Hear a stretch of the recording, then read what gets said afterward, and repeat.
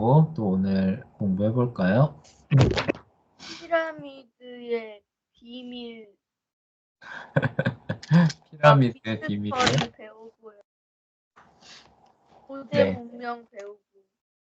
네, 수메르 문명의 건축 기술이 매우 뛰어났다라는 얘기 나왔었죠. 그렇죠? 네, 그래서 기둥이 없는 건축물, 돔 형태의 건축물을 만들었죠. 그렇죠? 네, 그리고 하수도 시스템 역시도 했었다. 그리고 이제 그런 그 기술들을 가지고 이제 지구라트라고 하는 신전탑이죠. 그쵸? 네, 신전탑을 만들었는데, 이게 아마 바벨탑을 지었던 그 기술을 가지고 이 후대 사람들이 만든 것으로 여겨지고요. 그쵸? 네, 나중에 이집트 사람들이 이 지구라트를 모방해서 피라미드를 만들었다라는 내용들이 나왔었죠. 그쵸? 자, 그리고 또 기억나는 거 뭐 없나요?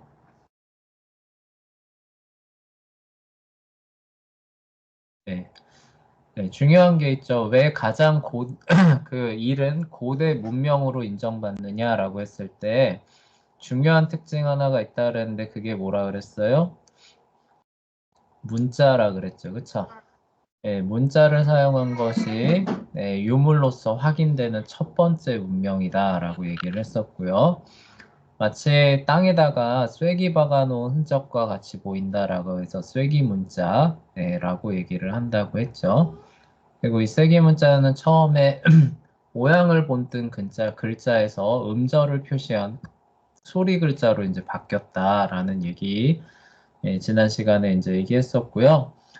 자, 이제 세 번째는 이제 사회 구조로 넘어가 볼 텐데요. 이 수메르 문명의 사회 구조를 얘기를 할 때 가장 중요한 계층이 어디냐면은 이제 성직자 계층이에요.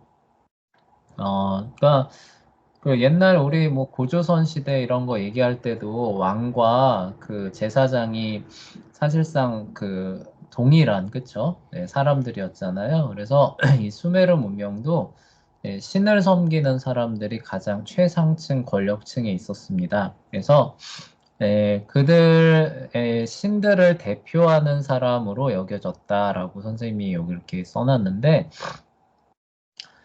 신들을 대표한다라고 하게 되면은 사실상 그들이 거의 신과 동급으로 여겨졌을까요? 그렇지 않을까요? 그렇게 됐 그렇게 되겠죠. 그러니까 신이 뭐 그 우상이니까 어차피 직접 말하는 경우는 없을 거 아니에요. 그렇죠? 예, 그럼 신들이 말하는 거는 다 이 사람들을 통해서 말을 하게 될 텐데 이 사람들이 말하는 거는 곧 어떤 권위예요? 사실상 신의 권위를 갖게 되는 거죠. 그렇죠? 네, 말이 네, 맞아요. 그러니까 사실상 그 사람들은 거의, 그쵸? 신의 그 권위를 갖고, 그쵸? 사람들을 다스리는? 그러니까, 무소불위의 권력이라고 얘기를 하잖아요. 네, 거의 그 정도 수준이 되는 겁니다. 그러니까 예를 들어서, 지금은 이제 그 정치와 종교가 분리되어 있기 때문에, 나라에서 어떤 정책을 시행하려고 해도, 나는 그렇게 생각하지 않는데요. 그쵸? 네, 네, 그렇게 하게 되면은, 저기 뭐냐, 부작용이 올 것 같습니다. 네, 한번 이에 대해서 저기 논의해 봅시다가 가능해지지만, 이런 식의 사회에서는 그런 게 가능할까요? 불가능할까요? 불가능. 불가능하죠. 그렇죠? 그 섬기는 신들이 이렇게 하라고 얘기를 한다라고 했을 때, 그렇지 않습니다라고 이견을 말하면 제시, 죽죠? 네, 뭐라고요? 그렇게 말하면 죽죠? 네, 잘 안 들려요. 뭐라고요? 그렇게 말하면 죽는다고요. 네, 죽는다고요? 네, 그렇게 말할 수 있는 것들이 용인될 수 있는 여지가 없죠. 그래서 굉장히 큰 권력을 가지고, 근데 그 권력이 어떤 제한이나 견제를 받지 않는 그런 사회가 이제 요 수메르 문명의 사회였다는 거예요. 자, 그러면 이 사람들이 굉장히 못된 짓만 할 것 같은 그런 이미지가 있잖아요. 그쵸? 네, 꼭 그렇지는 않아요. 왜냐면은, 이제, 어, 자기 신을 대표하는 그런 사람들이었기 때문에, 예, 그 신이 어떤 존재인가에 대해서 사람들한테 가르치는 일을 열심히 해야 될까요? 안 할까요? 해야 돼. 해야 되겠죠. 그렇죠? 지금 선생님도 예, 다른 많은 할 게 있지만 굳이 여러분들을 가르치는 선생님 하는 이유가 그렇죠. 하나님의 말씀대로 그렇죠. 예, 여러분들은 이제 기독교 가정에서 태어난 자녀들이기 때문에 예, 하나님을 올바로 아는 그렇죠. 교육을 받아야 되기 때문에 사실 이 일을 하는 거잖아요. 그렇죠. 예, 마찬가지로 이 고대 사람들도 자신들이 신들을 그들이 섬기는 신들을 대표한다고 믿었기 때문에 예, 백성들을 가르치는 거죠. 그렇죠? 예, 무소불위의 권력만 휘두른 게 아니라 예, 가르치는 일들에 있어서도 예, 굉장히 많은 일들을 하게 됩니다. 그래서 그들의 이제 삶의 신전이 그들 삶의 중심지가 되는 거예요. 왜냐하면은 어떤 뭐 결정들 이런 것들이 다 여기서 내려지니까 당연히 그렇고요. 또 자녀들이죠. 자녀들이나 이런 사람들이 교육을 받는 장소였기 때문에 예, 중심지가 됩니다. 그래서 신전에서 운영하는 이제 학교가 그 운영이 됩니다. 그래서 학교의 기원은 언제나 따지고 들어가 보면은 예, 그 종교에서 나와요. 그래서 종교에서 자기 그들이 섬기는 신들이죠, 그렇죠? 신들의 뜻이나 뭐 이런 것들을 가르치려는 예, 그런 것에서 항상 학교가 출발하거든요. 예, 우리 학교도 마찬가지고요. 네, 그래서 소년과 소녀를 가르치는 예, 학교를 신전에서 예, 운영을 했는데 네, 여성 사제는 이제 여기서 가르치는 일을 하지는 않았고 남성 사제가 그 일을 했는데 남자들한테는 이제 직업 교육을 하고요. 여자들에게는 여성 사제도 있긴 있네요. 여성 사제는 집안 일을 가르치는 거예요. 선생님이 좀 착각했습니다. 그러니까 선생님은 지금 서연이를 가르치고 있지만 이 시대에는 그런 게 불가능한 거죠. 그렇죠? 남자 따로 여자 따로 이렇게. 근데 사실 교육적인 측면에서 보면은 이게 좋기는 하대요. 왜냐면은 그, 그 남자하고 여자하고 이렇게 어떤 그 대상을 바라보는 관점이나 사고 방식이 좀 다른 거 알고 있죠. 그쵸? 기본적으로. 기본적으로 약간 다르거든요. 그래서 뭐 예를 들어서 뭐 이런 거예요. 뭐 먹을 게 나옵니다. 먹을 게 나오면은 여자들은 그 뭐 색깔이나 아름다움, 뭐 조화로움 이런 것과 함께 그 음식의 맛도 생각하잖아요. 그렇죠? 이렇게 복합적으로 사고하는 그런 요소가 있고 그 복합적으로 사고하면서 그거를 이렇게 감성적으로 이렇게 잘 꾸미려는 그런 본성이 있는데 남자들은 딱 나오면은 뭐 그런 거 별로 신경 안 쓰고 맛이 있나 딱 하나만 이렇게 대부분 봅니다.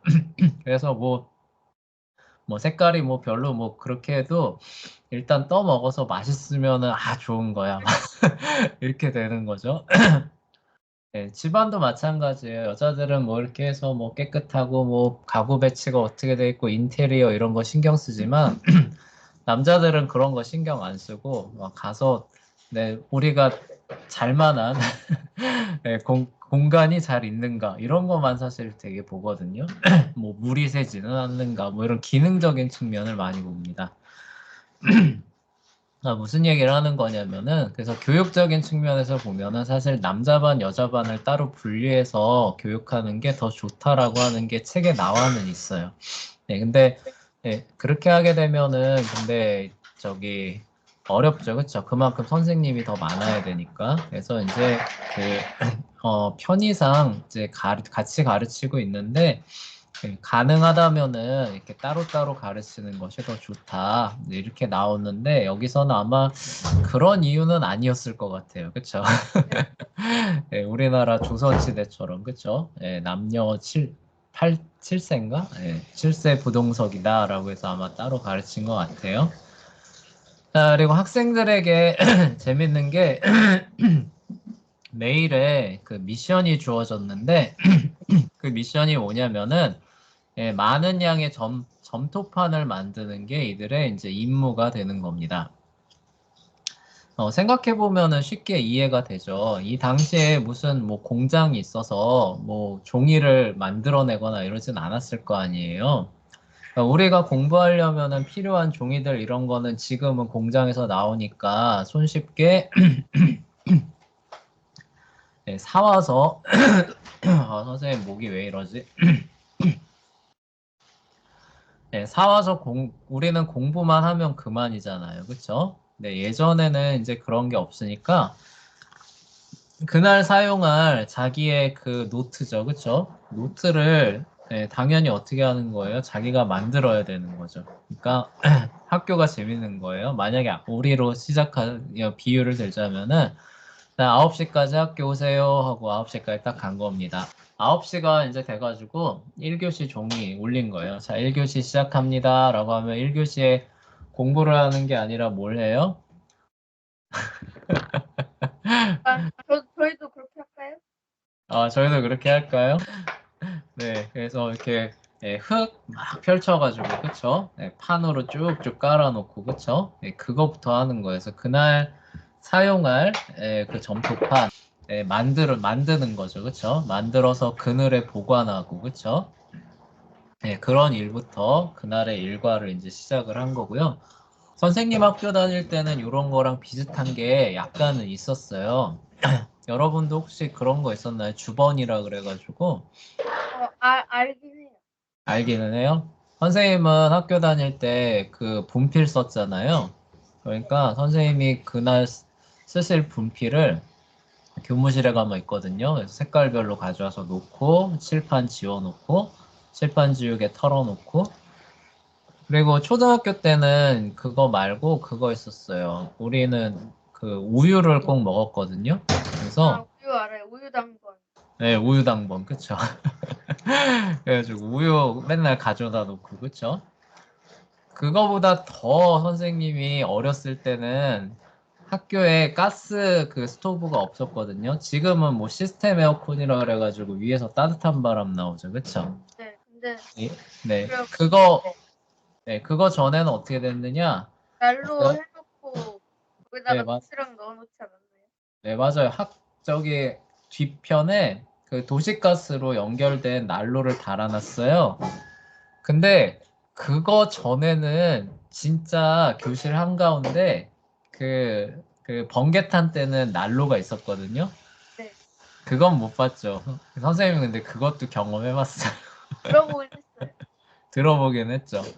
그래서 거기에다가 그 선생님 학교 다닐 때, 뭐 초등학교 꼬맹이 때, 1학년, 2학년 때, 그래서 뭐 이렇게 쥐포 같은 거 이런 거 구워 먹고 근데 네. 60년대로 알고 있는데. 아니 80년대 초반에도 있었어요. 네, 그래서 그 아주 낙후된 그런 초등학교죠, 그쵸? 아직 시설 개설이 이루어지기 전에. 근데 그게 낭만은 있어요, 재밌어요. 위에서 따뜻한 바람 슉 내려오는 건 편하기는 한데 왜 친구들끼리 그 3355 모여가지고 거기 이렇게 그 쥐포 구워 먹고 그쵸? 네, 나눠 먹고 네, 그런 재미가 있었는데 뭔 얘기하다가 이게 또 이렇게 삼천포로 빠졌나요? 하여간 네, 그냥 하는 게 아니라 이렇게 그날그날의 임무를 줬다. 근데 그 임무가 뭐냐면은 자기가 사용할 물품들이죠. 그쵸? 네, 물품들, 특히 점토판을 대량으로 만들어서 선생님과 학생들이 만들 수 있게 준비해 놓는 것이 그날 일과의 시작이었다라는 얘기고, 네, 과목은 주로 수학을 배웠어요. 네, 주로 그 건축할 때 수학이 많이 필요하잖아요. 그쵸? 네, 힘을 얼마나 받고 뭐 이런 거죠. 그래서 수학의 이제 그 분야에 기하학, 대수학, 미적분학이 있는데 기하학은 공간에 관한 거예요. 그래서 공간 그 자체를 다루는 것이라고 보시면 됩니다.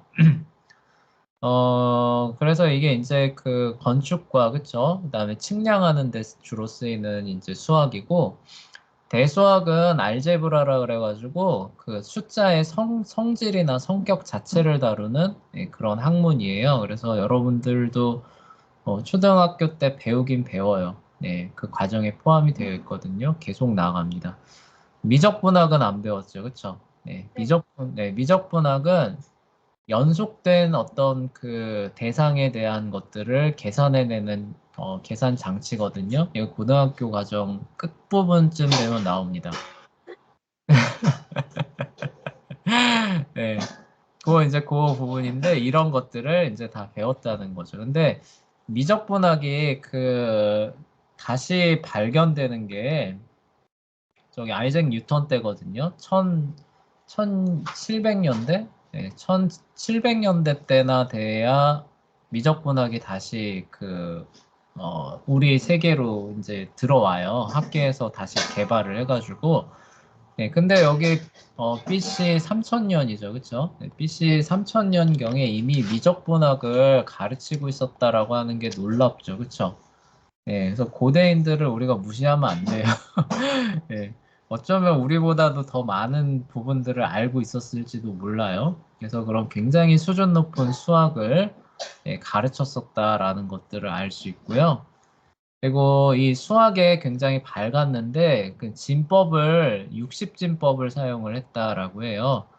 우리가 사용하는 진법은 몇 진법인가요, 서연아? 네, 10진법이죠. 그래서 10이 되면은 그다음에 저기 뭐냐 그 다음 숫자가 오는 게 아니라 뭐예요? 11이라고 하는 다시 첫 번째로 돌아가죠. 그쵸? 60진법은 그럼 어떻게 될까요? 60까지 나간 다음에 그 다음은 어떻게 될까요? 새로운 숫자가 오는 게 아니라 처음으로 돌아가는 거겠죠. 그쵸? 네, 1이 되면 한 자릿수가 올라가면서 0이 되는, 그쵸? 네, 이거를 이제 60진법이라고 하는데, 자, 이 60진법이 적용되는 가장 뭐라고 해야 되나, 알기 쉬운 그런 예가 시간이에요. 분과 초의 개념이라고 하잖아요. 이 사람들이 60진법을 사용을 해서 어디에다 적용을 하느냐? 하루 24시간 있잖아요. 그쵸? 거기다가 적용을 합니다. 그러니까 60분이죠. 그쵸? 예, 그러니까 초의 개념을 처음에 만든 걸 거예요. 60초를 1분으로 계산을 해서 60분을 1시간으로 계산했더니 하루가 몇 시간이 나온다는 거예요? 24시간이 나온다는 걸 이 사람들이 알았다는 거죠. 그쵸? 무슨 얘기인지 알았어요? 그러니까 하루라고 하는 시간을 60진법으로 계산해서 나눴더니 대략 그 정도가 나온다는 걸 알았다는 거죠. 이게 이제 이 사람들이 이렇게 사용을 하던 게 어떻게 되는 거예요? 전 세계에 그냥 공통 표준으로 자리 잡는 거죠. 그쵸? 그래서 지금도 1분 하면은 어디 가나 몇 초예요? 60초고. 그쵸? 1시간 하면은 뭐 동양을 가든 서양을 가든 60분이죠. 그쵸? 네. 네, 이런 것들이 우리 실생활에 자리를 잡게 되는 겁니다. 잘 생각해보면 그래요. 시간이라고 하는 건 연속적인 개념이잖아요. 그쵸? 근데 그거를 몇 개의 단위로 나눌 것이냐라고 할 때 굳이 60개의 단위로 나눌 필요가 있을까요? 없을까요? 꼭 그럴 필요는 없죠. 그쵸? 네, 근데 이런 것들이 자리 잡았다라고 하는 거는 가장 어떤 최초에, 그쵸? 그 사람들이 그런 부분들을 정했다라고 보는 게 가장, 이해하기가 좋은데, 바로 그 사람들이 여기서 나타난다는 걸 볼 수가 있는 거죠. 그쵸? 그래서 그 결과 우리가 60분, 60초, 24시간, 이 시간의 틀 아래서 이제 살아가고 있는 것으로 보면 될 것 같습니다. 자, 그리고 성직자들의 권력이에요. 그래서 아까 말했던 이제 무소불위의 권력을 갖춘 사람들인데요. 굉장히 그러다 보니까 호화롭게 살았다고 합니다. 지금 사실 종교인들 있잖아요. 종교인들은 기본적으로 호화롭게 사는 게 잘 허용이 안 되죠. 그쵸? 네. 그러면은 사치한다라고 얘기를 하는데, 네. 그게 네, 기독교적인 정신에서는 그게 허용이 안 되지만 옛날에는 어땠을 것 같아요? 잘 살았. 네, 오히려 허용이 됩니다.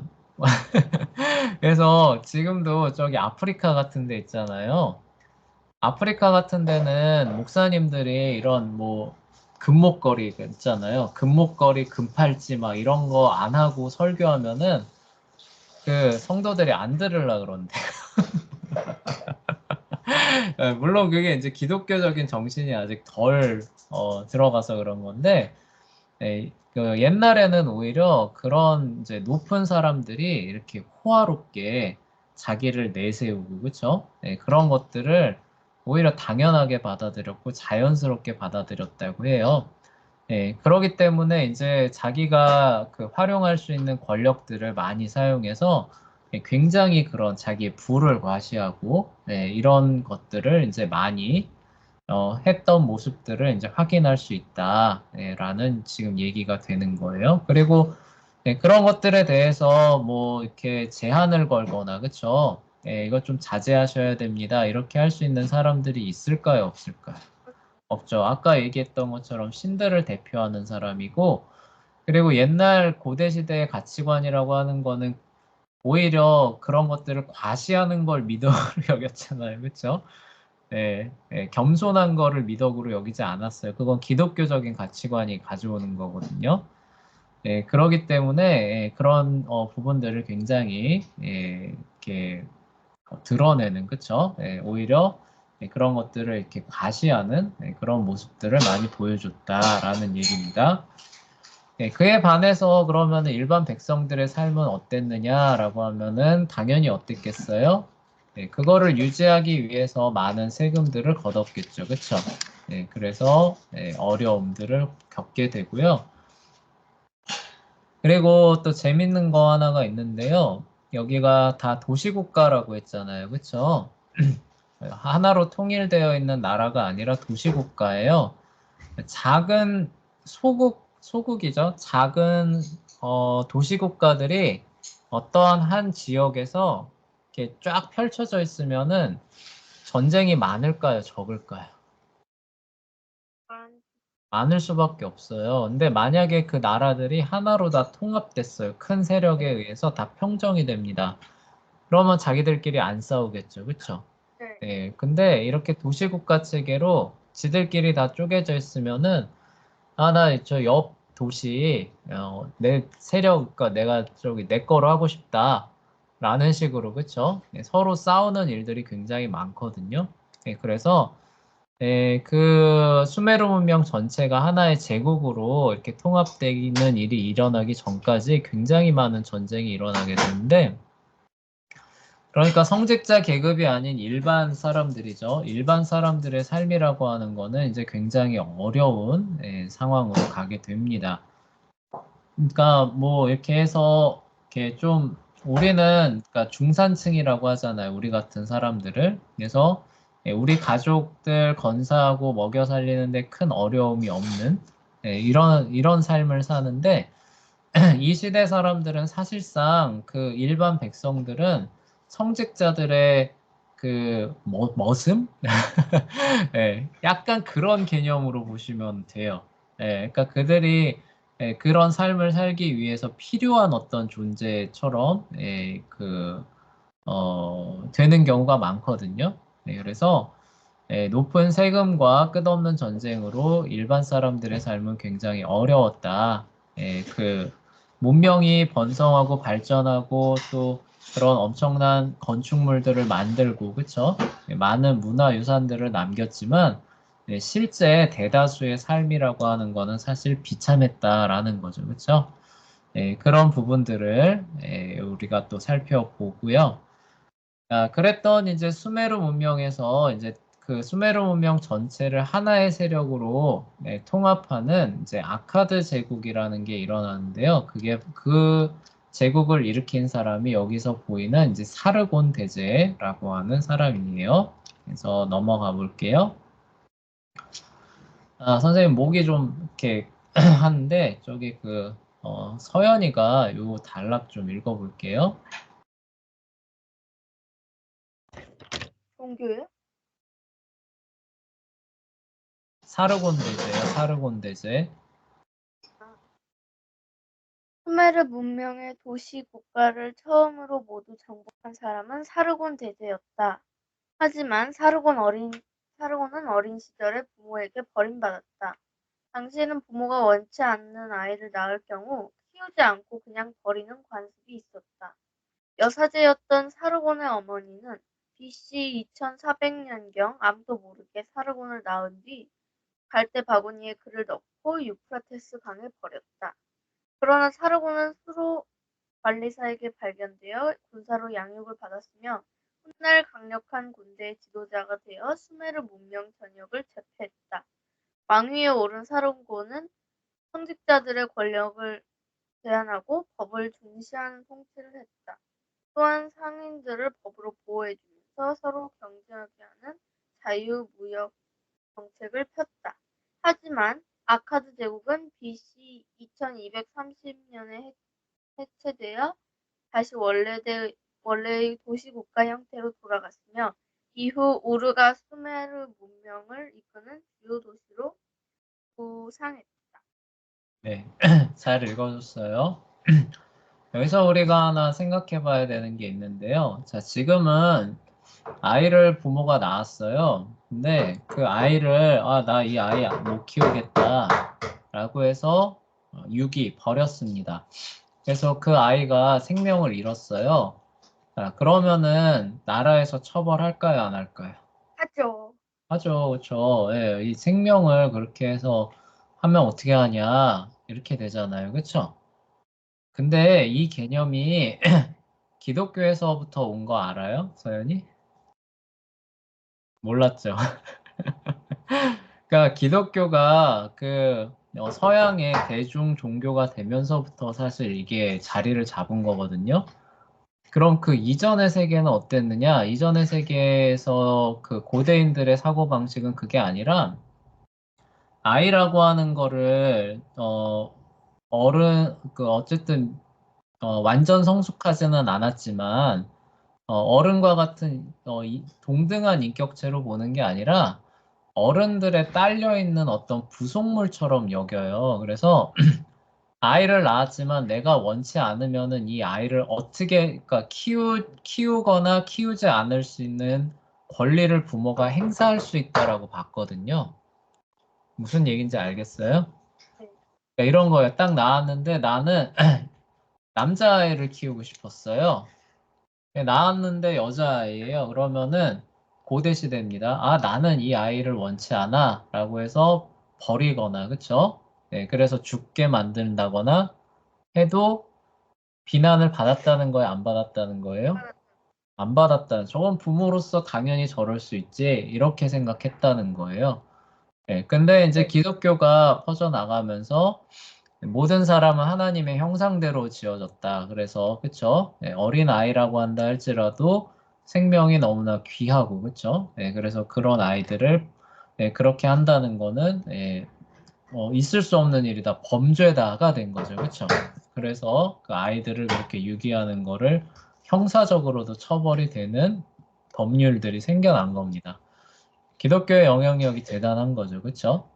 네, 그랬기 때문에 이제 요 고대 시대에 요런 얘기들이 종종 나와요.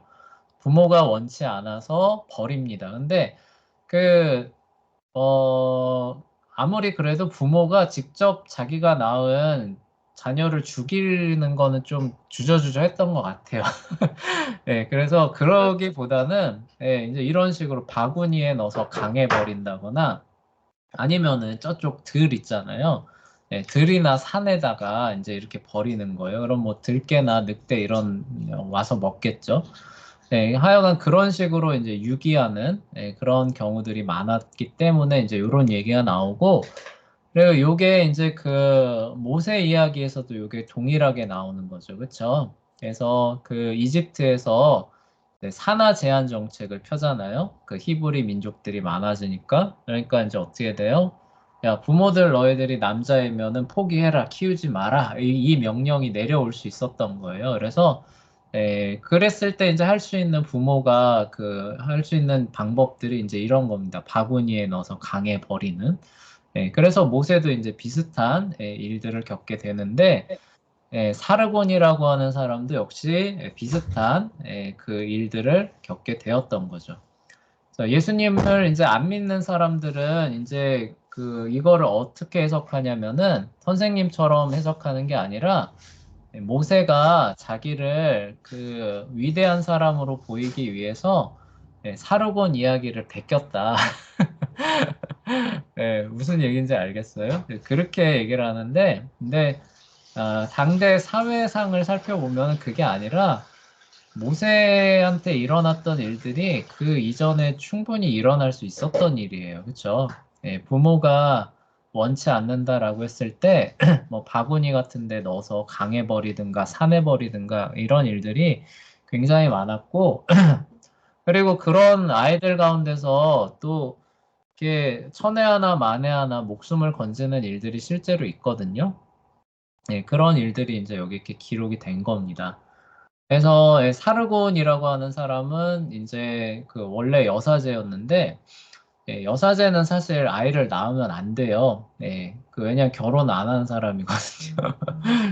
그래서 이제 그 뭐냐 이제 그 아이 낳지 마라 뭐 이제 이런 식으로 이제 압력이 들어온 거죠. 그렇지만 이제 낳은 다음에 어 이제 자기가 어떻게 할 수가 없으니까 바구니에 넣어서 유프라테스 강에 버리는데요.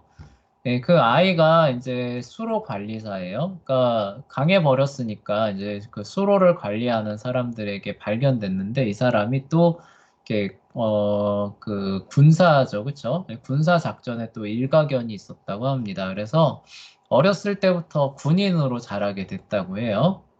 근데 아까 선생님이 도시국가의 특징이 뭐라 그랬어요? 서로 싸운다는 거였죠, 그렇죠? 서로 싸운다는 거였는데 군인으로 자라는 애인데 사르곤이라는 이 친구가 또 군사적으로 굉장히 천재적인 재능을 갖고 태어났나 봐요. 그래서 어떻게 되냐면은 그 지역 일대를 다 휩쓸어 버립니다. 무슨 얘기인지 알겠죠, 그렇죠? 그냥 도시 하나를 뭐 더 이렇게 무너뜨린다 정도가 아니라 그 지역 전체를 다 평정을 해버린 거예요. 그래서 그 아카드 제국이라고 하는 그 제국을 이제 일으켜 세우는 거예요. 그래서 BC 1400년경에 이제 이 사르곤이 이제 태어나는데 한 그러면은 이제 한 2000 그쵸 한 300년 경쯤 2300년 뭐 중반쯤 됐을 때 수메르 문명 전체 도시를 이 사르곤이 손에 넣게 되는 겁니다. 그러니까 얼마나 엄청나게 빠른 속도로 그쵸? 그 지역 일대를 다 그 휩쓸었는가를 알 수 있죠. 그렇게 해서 이제 성립되는 제국이 이제 아카드 제국이에요. 수메르 문명을 처음으로 통일한 대제국이 아카드 제국입니다. 그러니까 역사상 처음으로 등장하는 그런 대제국이라고 보시면 돼요. 이렇게 전역을 제패하고 이제 왕위에 이제 오른 사르곤이 하는 일이 뭐냐면 성직자들의 권력을 좀 제한해야겠다라고 이제 보는 거예요. 자기가 이제 그 도시들을 막 제패하면서 보는 게 있잖아요. 그쵸? 제패하면서 보니까, 성직자들이 너무 무소불위의 권력을 휘두르더라. 그리고 자기는 사실 버려졌잖아요. 그쵸? 버려져서 그 사회 그 말단에서, 그쵸? 군인으로 자라다 보니까 일반 백성들이 어떻게 생활하는가 이런 것들을 사실 보고 자랍니다. 그러다 보니까 이들을 좀 보호해야겠다라는 아마 생각들을 한 것 같아요. 그래서 성직자들이 맘대로 막 어떤 권력을 행사할 수 있게 하는 것이 아니라 법과 원칙에 의해서 그쵸? 그들의 권력이 제한이 되게 하는 그런 식의 통치를 시행했다고 해요. 그리고 이게 이제 중요한 이유가 현대 그 정부가 비슷한 원리로 돌아갑니다. 대통령이 뽑히지만 대통령이 마음대로 권한을 행사할 수 있나요, 없나요? 우리나라? 없죠. 없죠. 헌법에 의해서 딱 제한된 권력을 갖게 되잖아요. 그렇죠? 그래서 만약에 헌법을 넘어서는 행동을 대통령이 했다. 그러면 어떻게 돼요? 그러면 헌법상으로 탄핵이 내려가죠. 네, 그렇죠. 탄핵이 가능한. 그래서 왜냐하면 대통령이 허용되지 않은 권력을 행사했다라고 해서 위법이다라고 해서 쫓아내는 게 가능해지잖아요. 그렇죠? 그런 식의 이제 정치가 행해지고 있는데 물론 아카드 제국이 그런 식의 정치를 했다는 얘기가 아니라 그런 식의 원리의 원형이죠. 그렇죠? 원형이나 그런 어떤 원류를 그런 그림자죠. 그림자를 슬쩍이나마 엿볼 수 있는 그런 모습들이 보인다라는 거예요. 그래서 이제 사르곤을 단순히 전쟁만 잘하는 그런 사람들이 아니라 사람으로 위대하게 평가하는 게 아니라 그런 측면에서 그렇죠. 우리가 살고 있는 이런 자유세계의 그런 그 모형이죠. 그렇죠? 원초적인 모형을 보여주는 그런 측면에서 높게 평가한다 이런 얘기예요. 그리고 상인들을 그 법을 가지고 상인들을 이제 보호를 해주게 됩니다. 그러니까 이 얘기는 뭐냐면 그 전에 상인들이 돈을 많이 벌잖아요, 그렇죠? 그리고 이제 그 성직자층은 과시를 해야 됩니다. 그럼 돈이 필요한데 누구를 주로 뜯었을까? 상인들을 주로 뜯어 먹었겠죠, 그렇죠? 그런데 이제 법으로 서연아 정신 차리고 예, 법으로 상인들을 보호해주면서 그런 일들을 하지 못하게 하면서 너희들은 더 적극적으로 그쵸? 상업에 종사해라라고 하는 그런 무역 정책을 폈다고 해요. 그러니까 상인들이 어땠을까요? 신나서 더 열심히 장사했겠죠, 그쵸? 네, 멍해요 지금 졸려가지고. 자, 상인들이 열심히 장사하면 장사할수록 그 유익이 백성들한테 돌아갈까요? 안 돌아갈까요? 돌아가요. 돌아갑니다. 그렇게요? 재밌게도. 네, 돌아가요.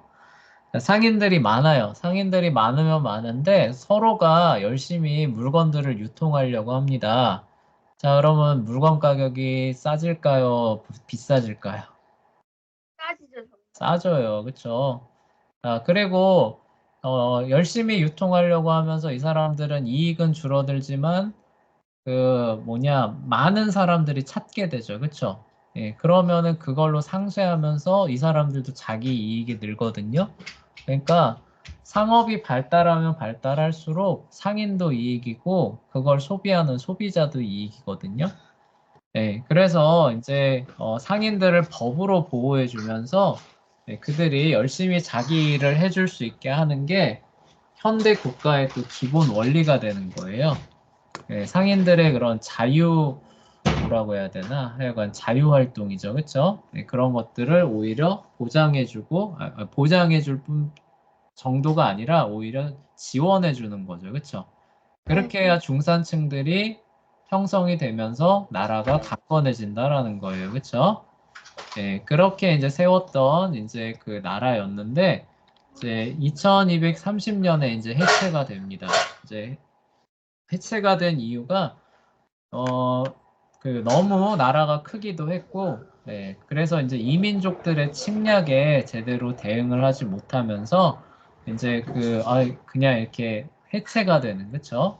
그런 모습을 보이고, 이후에 이제 우르가 수메르 문명을 이끄는 주요 도시로 부상을 하게 되는데, 이 우르라는 도시 이름 어디서 많이 들어보지 않았어요? 우르?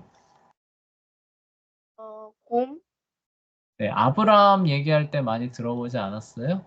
갈대아 우르요? 네, 맞아요. 갈대아 우르라고 하죠. 그쵸? 아, 그 우르예요. 거기에요? 네, 아브라함의 고향이에요. 네, 아브라함이 여기서 출발해서 이제 그 가나안 땅으로 오는데, 그 도시가 아카드 제국 해체 이후로 그 수메르 문명을 선도하는 주요 도시로 부상하게 되는 거예요.